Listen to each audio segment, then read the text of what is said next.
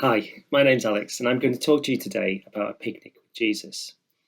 We're continuing our summer theme of meals with Jesus, and that's our summer theme here at SBC. Today we're talking about Jesus feeding the 5,000. Now, my first reflections on this were that this is a really familiar Sunday school miracle. It's a great miracle. It's a wondrous miracle where Jesus turns very little into an awful lot. And it reminds me a little of outdoor theatre or outdoor cinema, going to see Shakespeare in the park on a nice summer's evening.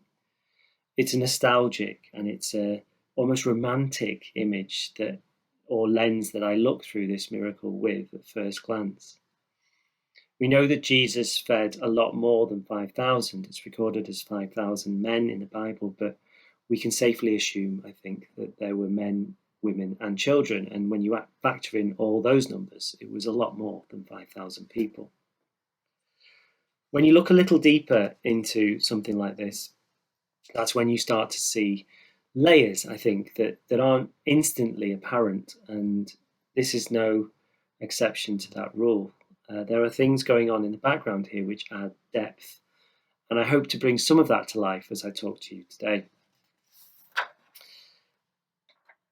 Any good meal for me starts with a starter, or in the poshest of places, an amuse-bouche before that. But the starter in a meal should frame the meal, I think. So I'm using my starter here to give you some context to this miracle. The miracle was performed in Jesus' third year of ministry. We don't know exactly when, but this is Jesus' last year of ministry. So we know that this is when Jesus will have been most renowned. So I don't really want to use the word celebrity or fame, but this is what it was. Jesus was someone who could draw in huge crowds, who people spoke about. People wanted to see him, people wanted to witness that he was doing, and many desperate people wanted Jesus to help them. We also know that Jesus had recently found out that his good friend John the Baptist had been murdered.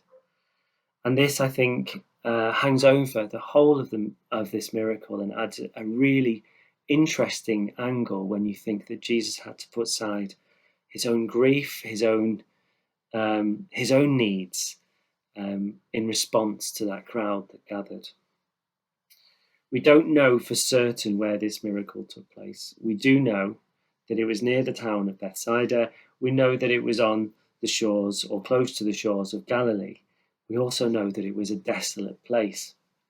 I don't think desolate in terms of arid or barren, but more in the case of it being a low populace. Jesus was looking to get some time away with his disciples and probably looking for some rest. There are echoes of Exodus in this miracle. We see similar language in terms of desolate place, and we see miraculous provision resonating in a way like manna from heaven. And we also have the number 12 in the baskets of leftovers resonating the 12 tribes of Israel. The journey, I think, for people is quite significant here as well for this miracle. So Jesus was looking to go to a place where there wasn't any people. And what actually happened was that people found out where Jesus was going, and many, many people turned up. People, as Mark records it in verse 33, so Mark 6:33, talks about people coming on foot, people running to see Jesus, running from the towns and villages. So these were people interested in listening to what he had to say, and there were also people who were sick and lame, perhaps travelling 10 miles to see Jesus perform healings or to talk and to reveal truth that people were desperate to be part of. So the main event is the picnic, and it got me thinking about how we conduct a picnic as a family. We love eating out. I think most people do in a country where sun isn't always shining. It's nice to get outside when the sun is shining and when it's nice outside. We haven't been able to manage a picnic lately. It's been raining a lot, but this week has been a lot brighter, and we had the opportunity to go out for the day on my birthday, and it was a lovely day, and people were already out on the grass with food and drink, enjoying themselves. But it's not an easy task getting out of the door with a picnic planned. There is the when, the where, the what will we sit on, what if it rains, what will we eat? And the what if we eat is a difficult question because it actually ends up having 3 menus for our family. I like quite strange things. I like strong foods, olives, anchovies, pates, that kind of thing. Miriam's not so keen, but she likes beetroot. I'm not overly keen on beetroot. And then there's Noah. So Noah will dabble in a bit of everything, but more often than not, we'll end up with a cheese sandwich. That's before you've discussed drink. The shopping list, it's almost like a separate shopping list for a picnic. And then there's the getting prepared and getting packed to go out. This miracle also got me thinking about feeding many. We've recently had the opportunity to feed 8 in our small kitchen area with like a dining area attached, like an open space, and that meant that we had to get the table extension down. We only had 6 chairs, so we had to get the study chair down, and then we had to call Grandma to get an emergency chair. It was noisy, it was fun, it was exhausting, and I had to cook 2 lasagnas, one with mushrooms and onions and one without, to suit the dietary requirements of the room. I enjoyed feeding lots of people, but we struggled to make it as fluent as we would have liked. We didn't have all the crockery and cutlery that was required. It was a bit of a mishmash.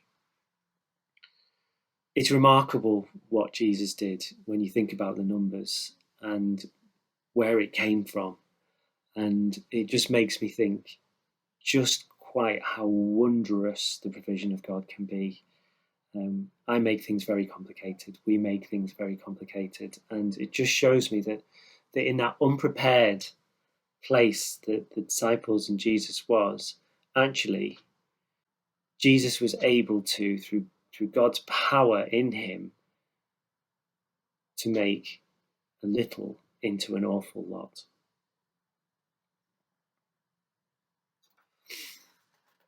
It's no picnic following Jesus. I've been a Christian for a long while, and my faith has had peaks and troughs. And I think on reflection over my last 2 years, I've been on a bit of a journey that I wasn't aware I was on. And following Jesus sometimes means that things look too big or too tough. And when it became clear, I think that the housekeeping arrangements hadn't been fully planned out for this evening eating, there was a bit of panic, or at least panic started to set in amongst the disciples and the people that were there. People started to ask, what are we going to have for tea? Something we hear quite a lot from our little 7-year-old Noah. He's very interested in when the food is coming, and I would imagine the people there with Jesus would have been the same. Jesus' response in verse 37 is to give his disciples an instruction. You give them something to eat. Well, I don't know how I'd have responded. Well, I do know how I'd have responded. It would have been to scoff or to laugh or to, you can't be serious. And I think maybe the disciples would have been the same. One practical solution was that they would go and spend a lot of money buying probably not enough food to feed everyone that was there. I think about my experience and how tough it's been for me at times over the last, I would say, we'll go for 2 years. And I think a lot of the problem for me on reflection is that I've tried to make my plans fit Jesus. So I've convinced myself and I've convinced my family at times that the things that I wanted are the things that Jesus wanted for me. And that's not always the case. And it's on reflection now that I think I understand a little bit more about how to come to Jesus and how to come and how to be vulnerable with Jesus and to let myself be led by Jesus rather than clinging to the things that I'm comfortable with or the things that I think are good for me. Matthew 11:28-30, very famous verses. Come to me, all you who are weary and burdened, and I will give you rest. Take my yoke upon you and learn from me, for I am gentle and humble in heart, and you will find rest for your souls. For my yoke is easy and my burden is light. Sometimes I have complicated things with that, and rather than take what is clearly Jesus' yoke and clearly Jesus' will for me, I've gone, well, that job will give me a nice car. Jesus, worked it out for me that this was going to be the case. And on reflection, I'm not sure that actually he was involved when I'd convinced myself through prayer and through lots of different things that he was. It doesn't make it easier, I don't think, in understanding what Jesus' will for us is, but that's a battle I've personally wrestled with in my faith over many, many years. There's something really significant in John's retelling of this gospel. This gospel appears in all 4 gospels. It's unique in that fact. It's the only one. It's the only miracle in all 4 gospels. And in John's telling of this gospel, he talks about a small boy. A small boy with 5 loaves and 2 fish. Now, in amongst the 5,000 plus people that were there in that desolate place, I cannot believe, we haven't got any information on this, this is speculation from me, I cannot believe that no one had any food. I can imagine that people had little bits of food, a smoked this or a cured that would last through the day quite easily to nibble on or to snack on. But no one had substantially planned, as I said earlier. What makes that more remarkable then is that if you did have a little bit of food, and I know what I'd be like, I love my food, I'd be very reticent to give it away and to say, oh, here you are, why don't you do something with this? Or I've got some food. I'd keep it to myself, I think. Very selfish, I know. But it makes it all the more remarkable then that in John chapter 6, verse 9, they talk about a boy here who has 5 loaves and 2 fish. The disciples remark, but what are they for so many? Is, I think, a really good example of allowing Jesus, allowing God, allowing that wondrous gift of the Holy Spirit to start and do the work for us. All we have to do is offer a little. When God calls, when it's clear that God wants us to step out, and I think most people who've walked with Jesus will know when that calling comes. Sometimes the challenge looks immense. Sometimes it looks too big or too hard. And here, a small boy offers up a very menial amount of food. This was enough for him and him alone. He offers up what he has. He offers up this small amount, and Jesus turns it into an absolute abundance. He'll turn a little of what you have into a lot. And he'll do it in such a way that you can go back again and again and again and again, and he will continue to create abundance out of those little things that we can offer. So, this meal was fantastic. It wasn't a picnic. A picnic is a planned for event, as I mentioned earlier. It's that purpose of going out to eat outside a picnic. This was not a picnic, but it was a wondrous meal. It was a fantastic miracle that Jesus performed to turn very small, menial amount of food into so much. This was the kind of meal that would have gone viral. It would have been on Facebook. It would have been tweeted about. It may even have been so wondrous that it would have been recorded in history. We know that it has been. This meal then was 5-star service. But what about the tip? I'll come to that in a second. I want to talk to you about what Jesus was dealing with here when he delivered this wondrous meal. He was dealing with fatigue, he was dealing with loss, and he was dealing with the hard call of duty from his Father. As Mary spoke last week, she spoke about obedience. And she reminded us that while we might not always make the right choice or choose the right path, Jesus did. Jesus was obedient to his Father. When reflecting on the fate of John the Baptist, Jesus must have, I think, reflected on what he knew was coming. He must have reflected on his own fate. The weight of duty must have been palpable for Jesus here. I think through the really sad news of John the Baptist and that confrontation of inevitability for Jesus and the fate, this miracle actually shows something of a prelude to Jesus' death. There's something really significant now about Jesus blessing and breaking bread, as is recorded in the rendition of these miracles. So regardless of this, regardless of Jesus' purpose of being in that desolate place to be a place of recovery, Jesus sees our need. He's presented with this crowd of people, and our good shepherd has compassion. He sees us like sheep without a shepherd. Jesus is confronted with our suffering. He puts aside his own needs. He puts aside his own purpose here.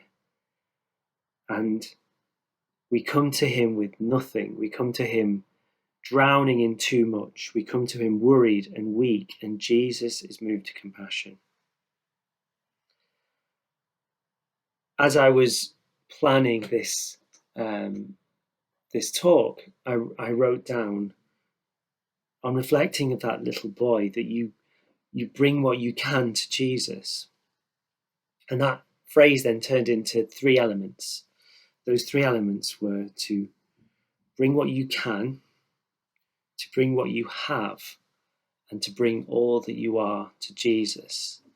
Almost as a reminder, a mantra that you could possibly say when you're faced with challenge, when you're faced with obstacles that seem too big, that if you can bring what you can, bring what you have, bring what you are, then Jesus can really respond to that. And in this case, it's baskets and baskets, 12 baskets overflowing with food left over from 5 loaves and 2 fish. So after a good meal with 5-star service, are you satisfied? Well, you'd like to think so. I did a bit of sporting activity as a younger man, as a teenager. My ambition was to run for England, or at least to be selectable for England, and I had a pretty good time over 100 and 200 meters. Food and nourishment became really important as I was working on becoming an athlete, and I got to know that what I put into my body actually made an impact on what came out in terms of the track time, or my stamina, or heart rate. These kind of things. There was a relationship between what went in and what came out, and I'm often reminded of how important it is to remain nourished by the cries of "I'm still hungry" coming from the front room, or even as we're sat eating a meal and Noah has polished off everything on his plate. There's lots of ways I could go with food analogies here. I love my food. Anyone that knows me knows that I really love my food. I'm thinking about hunger here, and I'm thinking about how food tastes better when you're hungry. I'm thinking about hangry, and you can speak to Miriam about that. She is someone who demonstrates hungry inclinations when food is not around. And I'm confronted by my own reaction to food and how I nourish myself. I'm that person at the buffet who's always fairly close to the front of the queue and always going back for seconds and thirds, even with the reputation that brings me.